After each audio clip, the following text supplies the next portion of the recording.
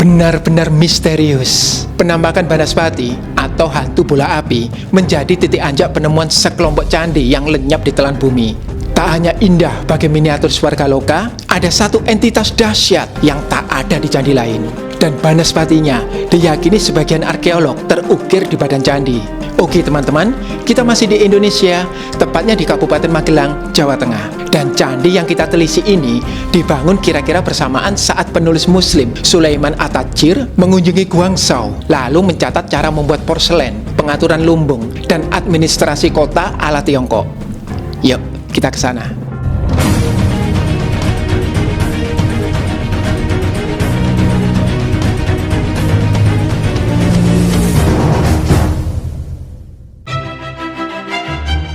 Dataran Kedu terkenal subur karena dikelilingi gunung-gunung api dan perbukitan. Disinilah pernah membentang sebuah peradaban besar dengan warisan mengagumkan. Mulai dari Borobudur, candi Buddha terbesar di Indonesia. Lalu berturut-turut ke timur, ada Candi Pawon, lalu Candi Mendut yang masih bernafaskan Buddhis. Selanjutnya Candi Ngawen yang juga bernafaskan Buddhis. Uniknya, jika kita bergeser ke tenggara, ada Candi Gunung Sari dan Candi Gunung Wukir yang bernuansa Hindu Siwa. Di Candi Gunung Wukir inilah Sanjaya, raja pertama Medang, ditahbiskan sebagai dewa raja dan cakrawartin pertama Nusantara. Berdasar prasasti Gunung Wukir yang pernah kami ulas pada tautan di atas atau di deskripsi. Tak jauh dari candi ini ada situs Mantingan, pentirtaan mewah yang lenyap berganti kolam ikan.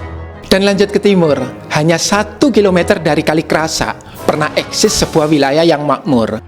Leluhur kita yang hidup di sana memuja Siwa dalam hakikat tertingginya yang meliputi semua sifat Trimurti. Siwa sebagai pencipta, pemelihara, sekaligus pelebur. Mungkin karena wilayah mereka sangat subur akibat abu vulkanis Gunung Merapi, sekaligus diintai bahaya yang datang dari Kali Krasa. Itu tercermin dalam Candi Mungil yang mereka bangun dengan sangat indah. Bahaya itu pun benar-benar datang pada suatu masa saat sungai itu melimpahkan lahar dingin. Wilayah itu ditinggalkan dan Candi Mungil nan indah akhirnya lenyap di telan bumi. Yang membuat saya terkejut, setelah melewati ratusan tahun, candi itu tiba-tiba menampakkan diri lagi pada generasi kita. Dan konon, Banaspati atau bola api terbanglah yang menunjukkan keberadaannya. Wih, pertanda ngopo kuwi yo? Ketimbang bertanya-tanya, langsung aja kita meluncur ke candi di bawah bumi. Budia, golek Banaspati. Candi Losari terletak di perbatasan Kabupaten Magelang dan Kabupaten Sleman DIY. Masuk Dusun Losari aman deh, gak perlu melalui jalan pegunungan yang meliuk-liuk. Wah, parkirannya luas. Candi ini dikelilingi kebun salak. Mari ngene aja lali Mas, nyuwun salak pondo. Sip. Wah, benar-benar sebuah kompleks candi di bawah bumi. Candi Losari terdiri dari satu candi induk yang berhadapan dengan 3 candi pewara atau pengiring yang mungil-mungil. Yuk, kita turun untuk melihat langsung kecantikan candi-candi itu. Saya merasa menyusuri lorong waktu ke masa lalu. Ya, mungkin karena suasana bawah tanah ya. Kita langsung ke yang paling gede, yakni Candi Induk Losari. Seperti umumnya Candi Medang, ia menghadap timur. Dulu amburadul loh, pas ditemukan. Tampilan yang rapi ini hasil restorasi BPK wilayah 10. Nah, dilihat dari pengelompokan batu dan beberapa susunan percobaan, tampaknya restorasi akan terus berlangsung. Kita doakan ya, candi ini akan tampak utuh dan cantik pada akhirnya. Sewaktu saya ke sana, Candi Losari hanya tersisa kakinya saja dengan seuprit badan candi. Ia diperindah pelipit-pelipit rata, kemuda, dan alinga yang dipahat sederhana namun estetik.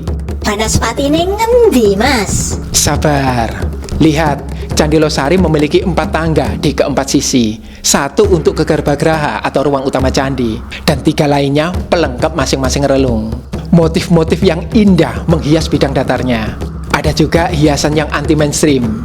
Nih, bunga tapi geometris. Kemampuan memadukan 2 hal berbeda adalah tanda kecerdasan. Silpine kreatif ya Mas. Yap, terlihat dari pahatannya yang rumit namun gak lebay. Misalnya Makara ini berbentuk gajah-mina dengan sulur secukupnya tapi menarik. Juga arca-arcanya Dari segi anatomi, realis dan indah. Sobat Asisi bisa menebak gak ini apa? Mereka adalah apsara-apsari, makhluk surgawi yang berdiri di atas Visva Padma atau teratai ganda. Juga Ginari yang berbadan setengah burung. Kok awake manuk mas, cari penghuni surga. Justru karena makhluk surgawi itulah mereka digambarkan adikodrati, manusia berbadan burung.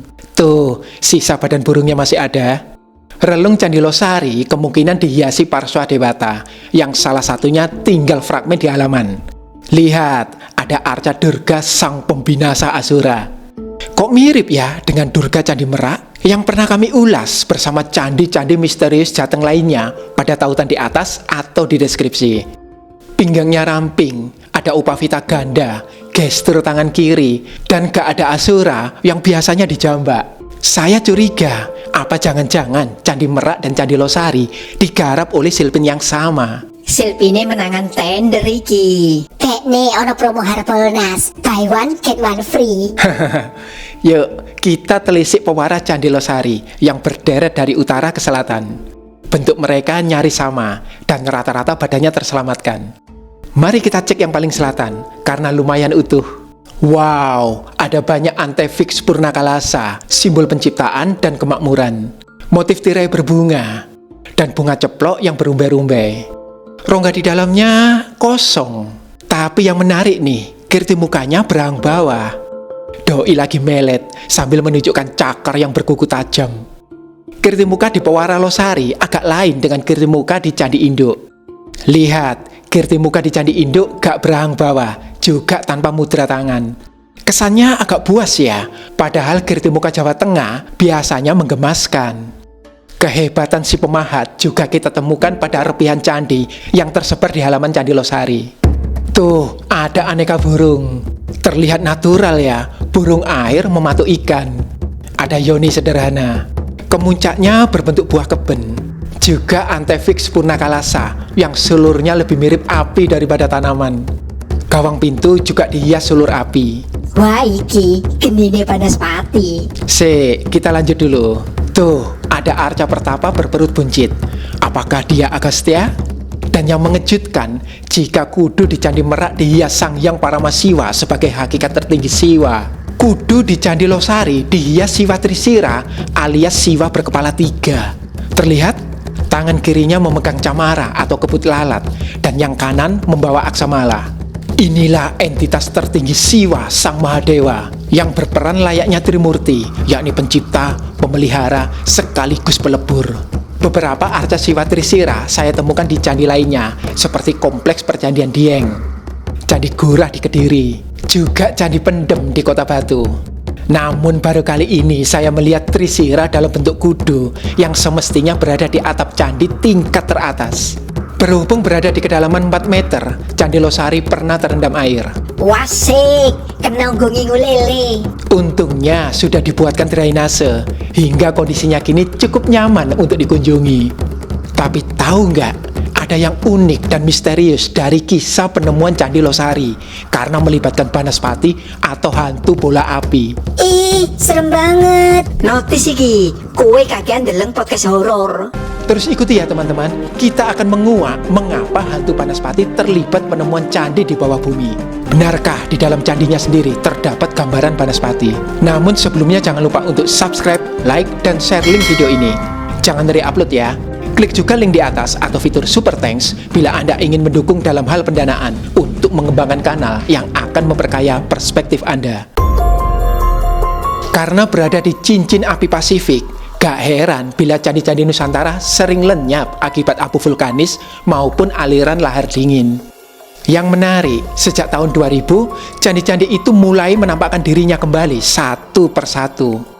Dimulai dari Candi Klodangan yang ditemukan tak sengaja oleh penggarap lahan pada tahun 1998. Candi Kadisoka tahun 2000 oleh penambang pasir.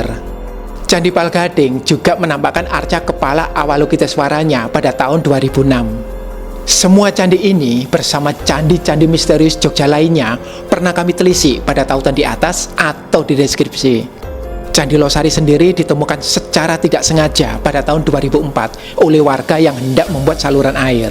Tapi tanda-tanda awal penemuannya sangat aneh dan misterius. Saya sendiri itu tidak langsung mengetahui sendiri, hanya cerita-cerita masyarakat di sini.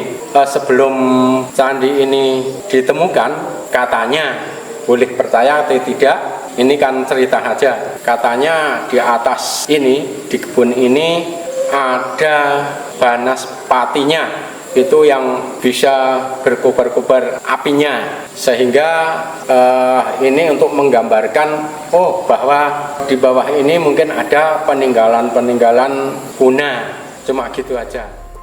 Meski kebenaran cerita ini tentu sulit dibuktikan secara ilmiah, Sobat Asisi jadi penasaran gak?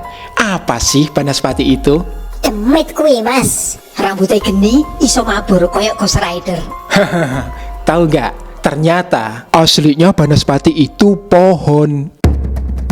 Masyarakat kita meyakini Banaspati adalah salah satu jenis hantu kuno yang diselimuti api. Bahkan dalam dunia arkeologi Indonesia, Banaspati dikaitkan dengan hiasan raksasa pada gawang atas pintu candi. Masa sih? Mari kita bedah. Aslinya Banaspati dari kata Vanaspati atau penguasa hutan yang merujuk pada pohon. Dalam kitab Rig Veda, Vanaspati digambarkan selalu hijau dengan 1000 dahan dan berkilau keemasan.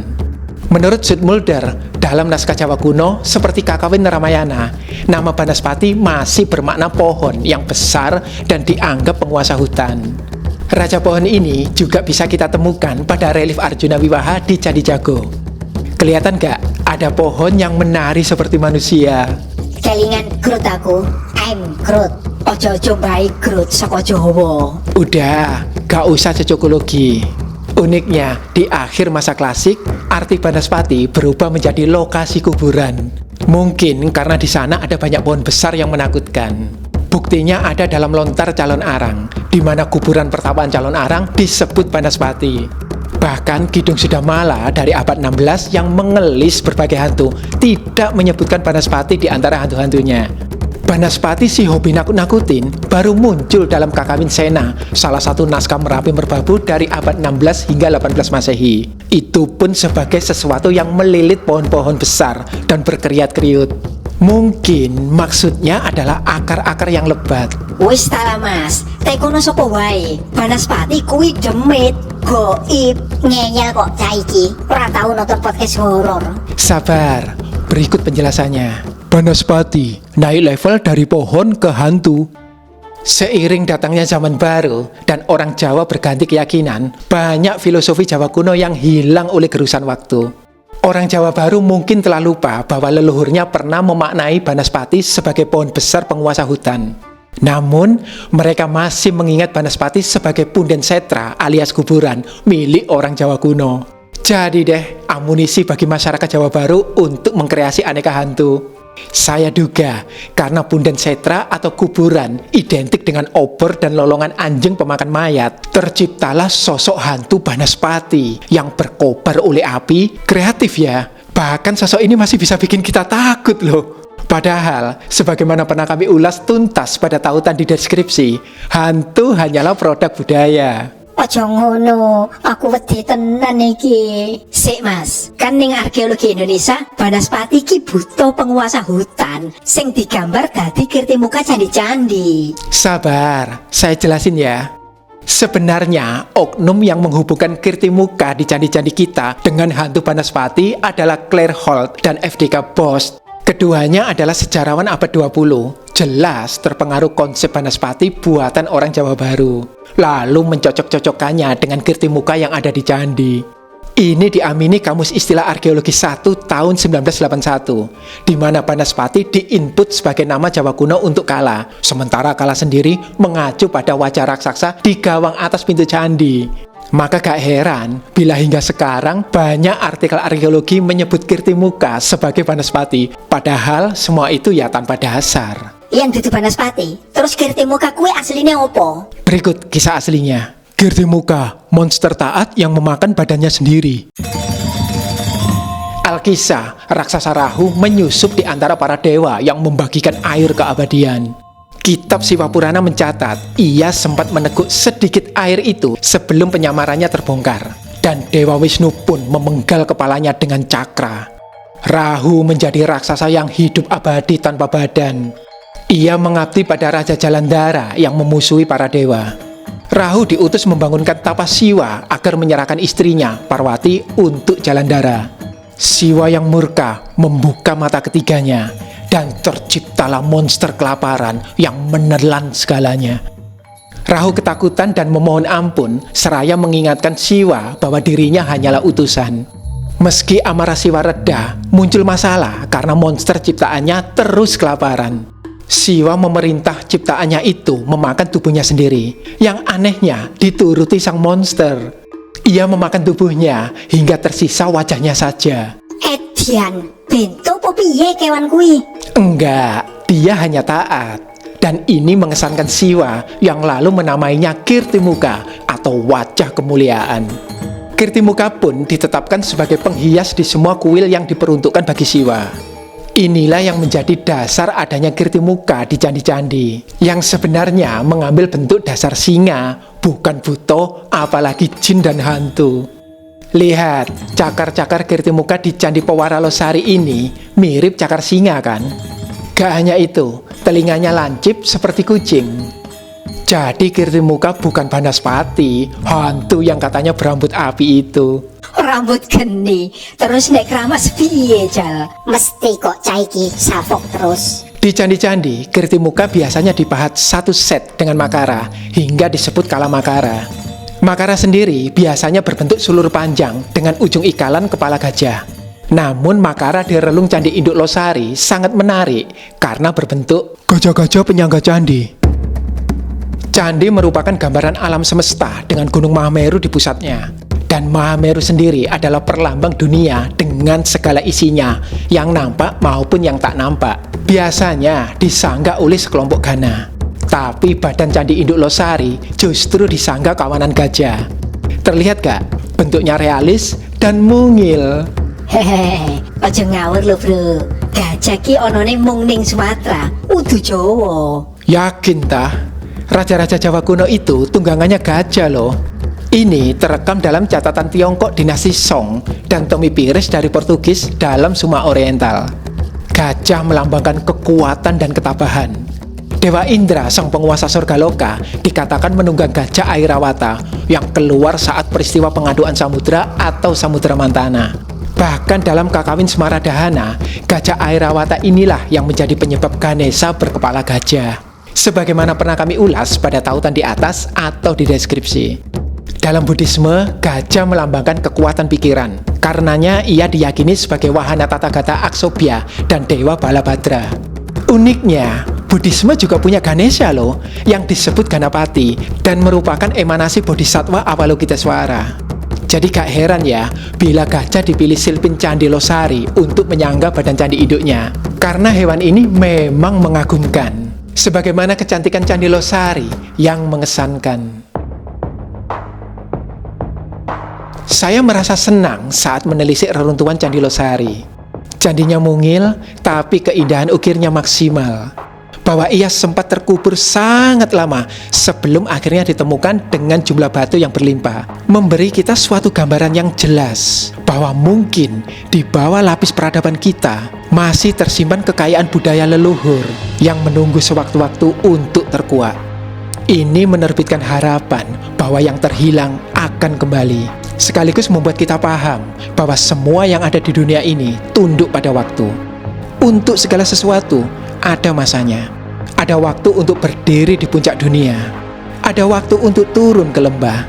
Ada waktu untuk terkubur. Ada waktu untuk tampil kembali. Semoga kebijaksanaan kuno ini sanggup menyemangati kita yang terkadang harus berjuang seolah tanpa ujung. Karena waktu jugalah yang akan menerbitkan senyum di bibir kita.